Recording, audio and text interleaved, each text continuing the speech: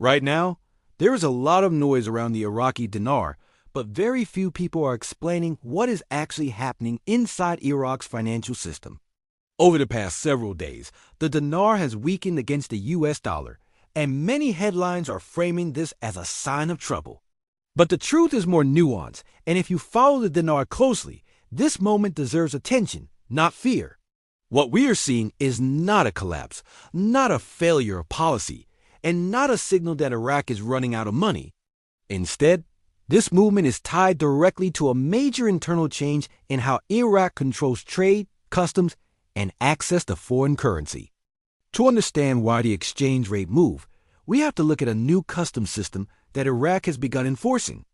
Under these updated rules, traders importing goods into Iraq are now required to complete customs clearance through a digital platform known as ASIQDA before banks can release dollar transfers.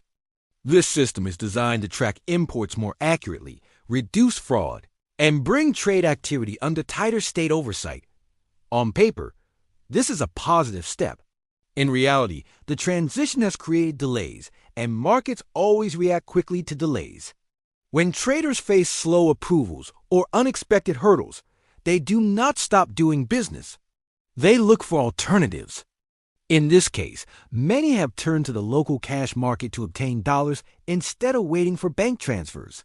That sudden increase in demand for physical dollars has pushed prices higher in the parallel market, especially in Baghdad's main exchange areas. A former director of the Central Bank of Iraq explained that this type of instability is expected during periods of reform. He described it as temporary turbulence, not a structural problem. That distinction matters. Iraq is not losing control of its currency. Iraq is tightening control. And whenever controls increase, those who relied on looser systems feel pressure first. Markets respond emotionally in the short term, even when the long-term direction is toward stability. For decades, Iraq's economy operated with heavy reliance on cash and informal channels.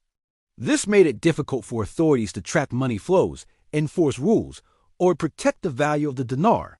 Over the last few years, the central bank has been working to change that by strengthening banking oversight, expanding electronic payments, and aligning trade processes with international standards. The new customs procedures are part of that same effort.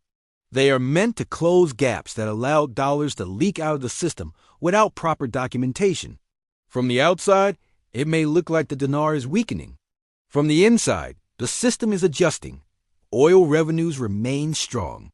Foreign currency reserves are high. The central bank is still supplying dollars through official channels. None of the fundamentals that support Iraq's currency have disappeared. What has changed is the speed at which traders can move money, and speed matters in markets.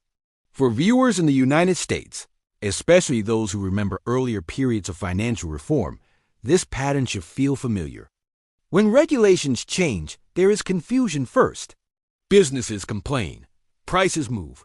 Then, over time, systems adapt and stability returns. Iraq is going through that same cycle, just within a developing economy that is still rebuilding trust after decades of conflict and sanctions. It is also important to separate political messaging from monetary reality. No official has announced a new exchange rate. No sudden revaluation or devaluation has been declared. What has been reaffirmed is a commitment to protecting the economy from inflation and strengthening financial sovereignty. Responsible governments do not make dramatic currency changes overnight. They prepare systems, test controls, and move carefully, especially when public confidence is at stake. For dinar holders, this period calls for perspective.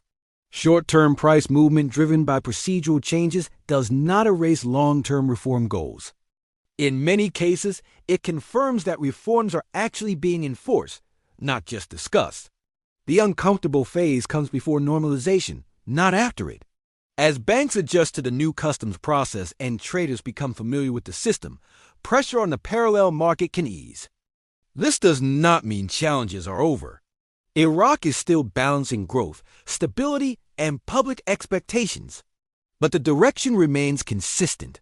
More transparency, more control, less reliance on informal cash markets. Those conditions are necessary for any currency to gain credibility over time. The Iraqi dinar story has never been about one single rate or one dramatic moment. It has always been about rebuilding institutions, restoring confidence, and bringing the economy back into global norms. What we are seeing now fits into that larger picture. It is part of the adjustment cost of reform, not a signal that reform has failed. As always, the smartest approach is to stay informed, watch official policy actions, and avoid emotional reactions to short-term movements. Markets test patience, especially during transitions. Iraq is still in transition. And transitions are rarely smooth, but they are often necessary.